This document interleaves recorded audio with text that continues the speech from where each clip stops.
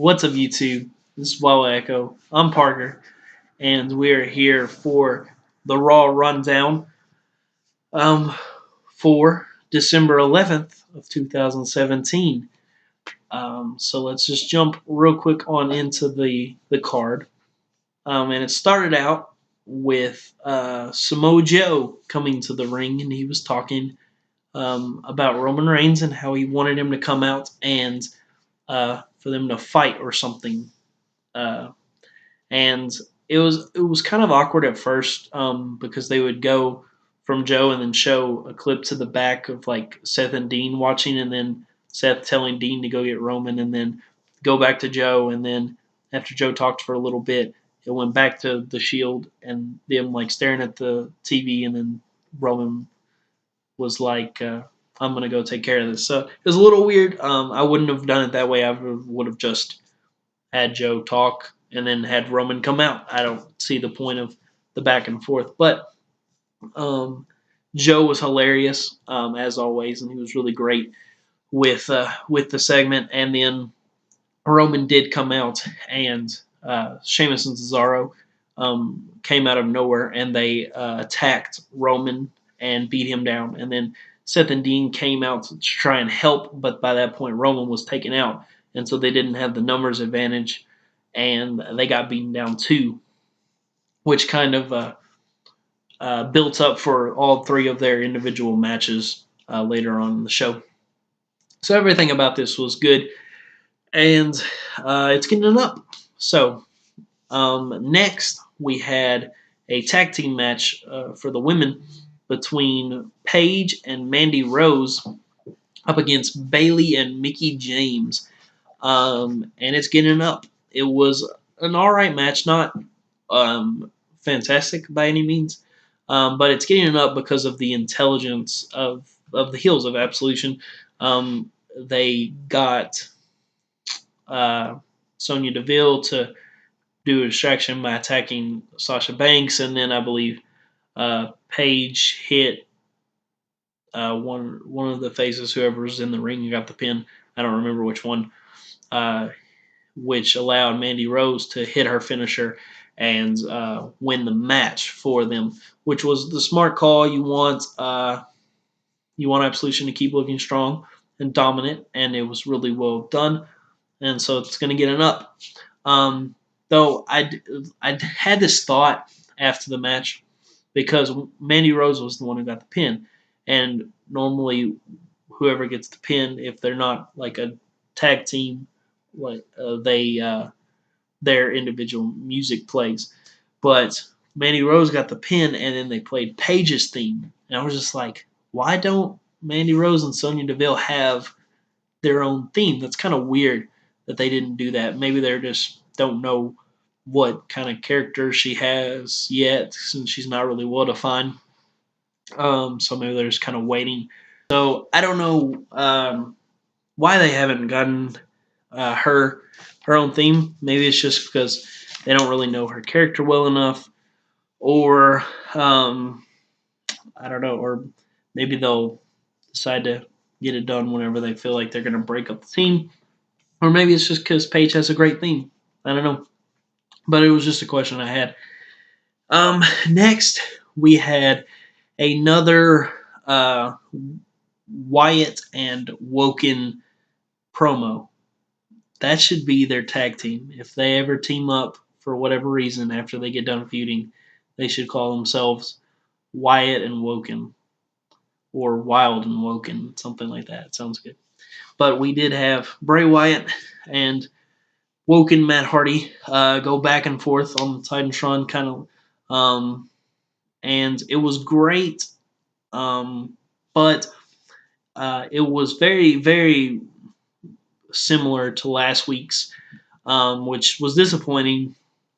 And so, because of those, I'm giving both an up and a down for this promo. The up because it was great. It was funny. It was still amazing. Woken Matt is awesome.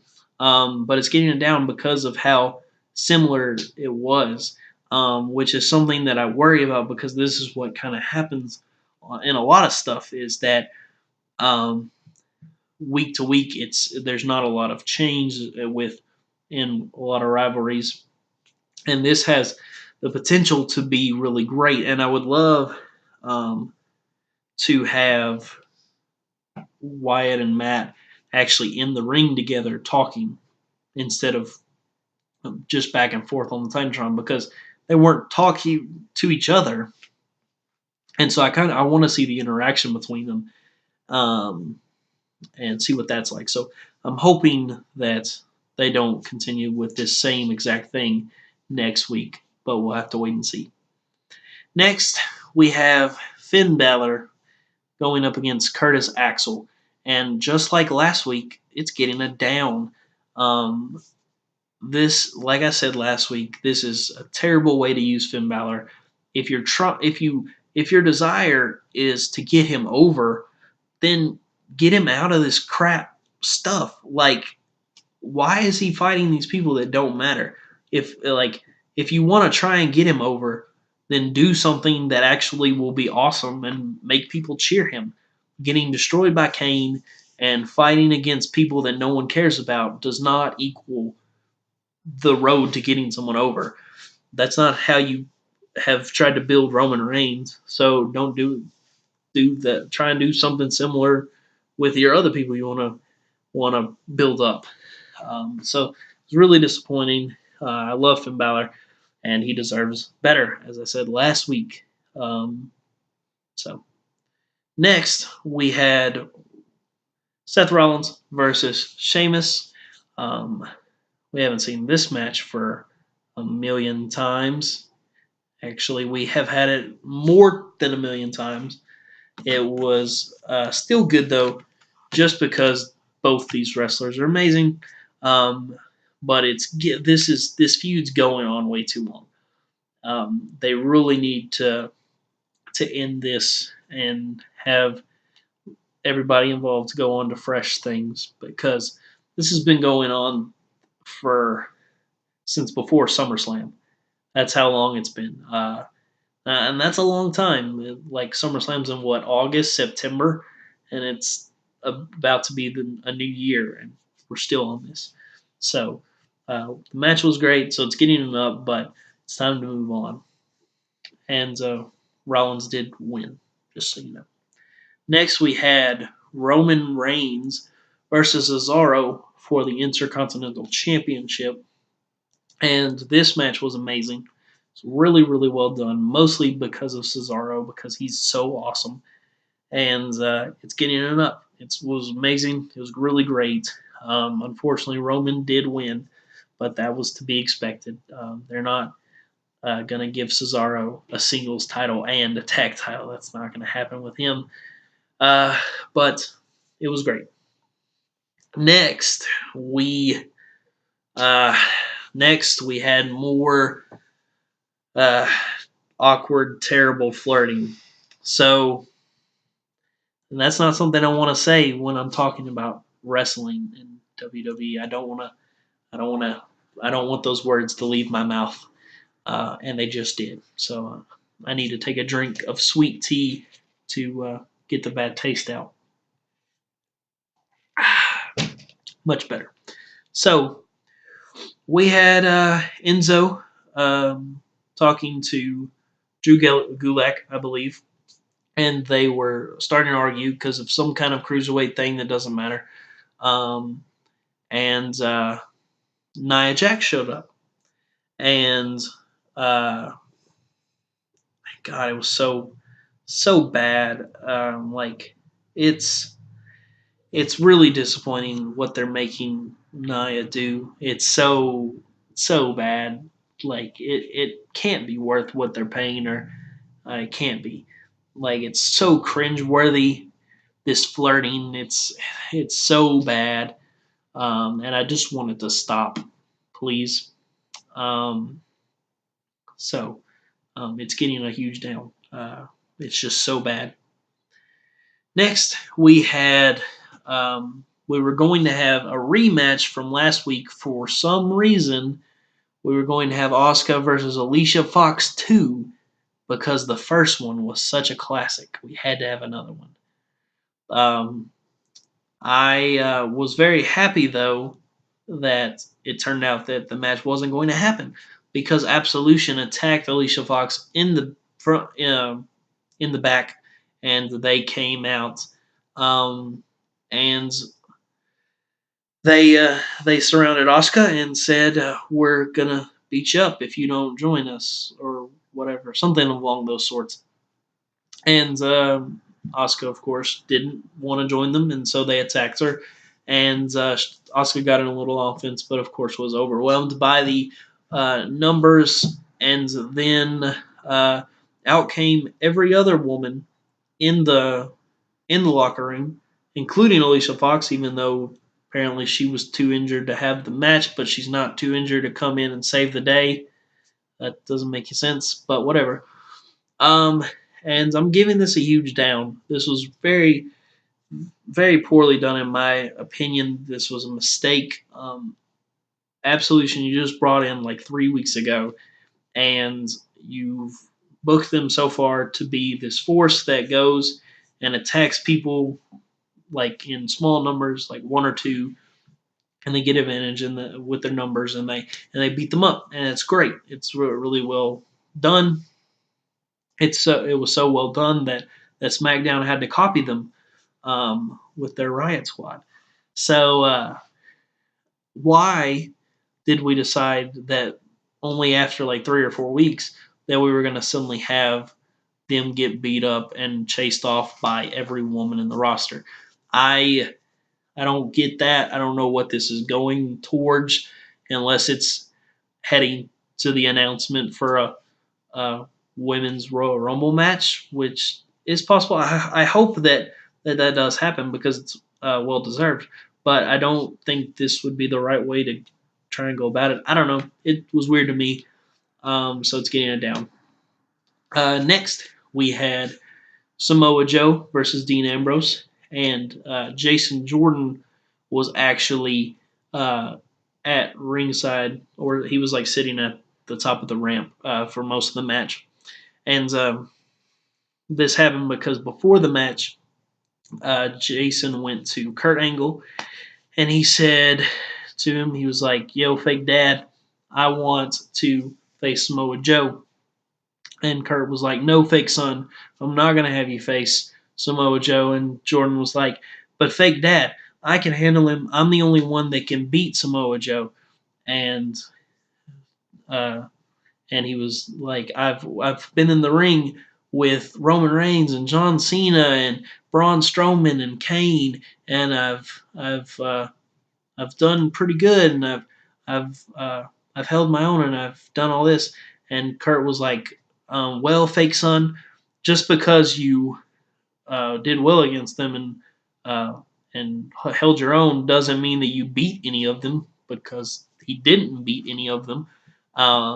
And I know that this is leading towards Jason Jordan's heel turn, um, but I don't enjoy this. I just want him to go ahead with the heel turn and do it. I'm sick of this, like, because he's so annoying in these segments, and he was really annoying in the match. He interfered in the match. The match was going great, and the match before he got involved is getting up, but he gets involved and it just goes all to crap, and he causes Dean to get choked out by Joe.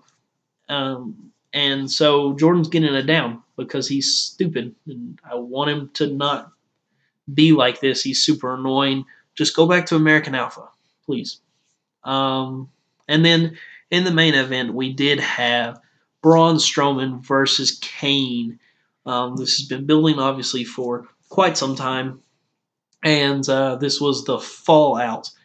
And also, what was added to this match was the winner was going to be given the opportunity to face Brock Lesnar for the Universal Championship at the Royal Rumble. So we had the match, and it was good. I mean, obviously, from with when you have these two competitors, with Braun Strowman being limited in his move set, to be honest, he's great, but he's limited in what he can do. And then Kane is like almost 50 years old, and he's still in this stuff, and he shouldn't be. And so obviously the match wasn't going to get to the level that other matches would be, but it was good, and so the match is getting up.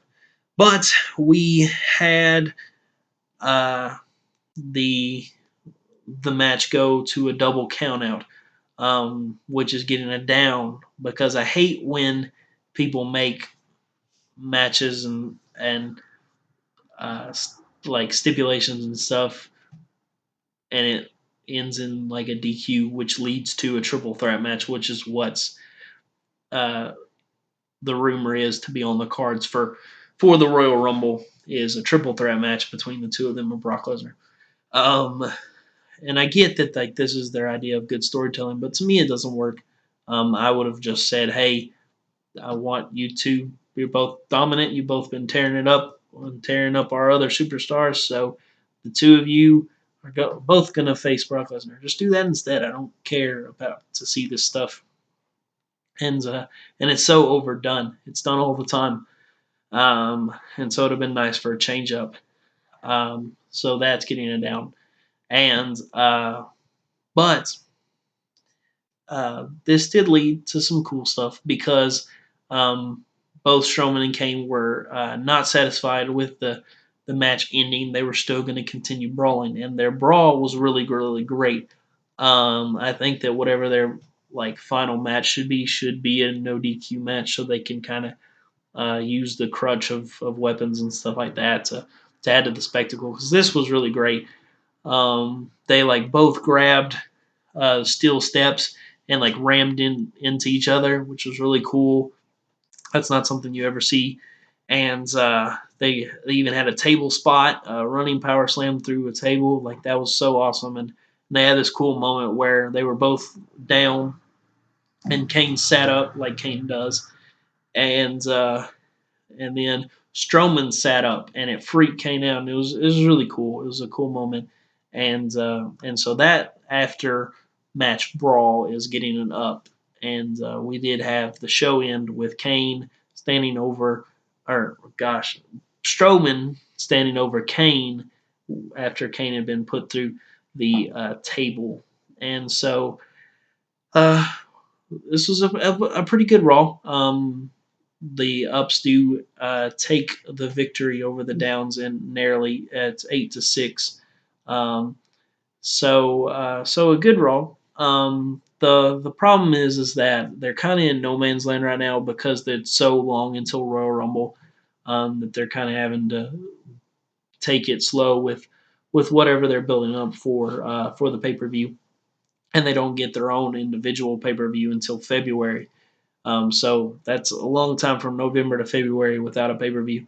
So I can understand that they're kind of uh, it's kind of a bit weird with some of the stuff. But that was Raw for December 11th of 2017. And I hope you did enjoy. If you did, appreciate if you would hit that like button for us and comment what you thought of Raw this week, and subscribe if you haven't already so you don't miss any of our other content. And yeah, awesome. So hope you guys have a fantastic day. I'm Parker from Wawa Echo, and I'll see you very soon. Peace.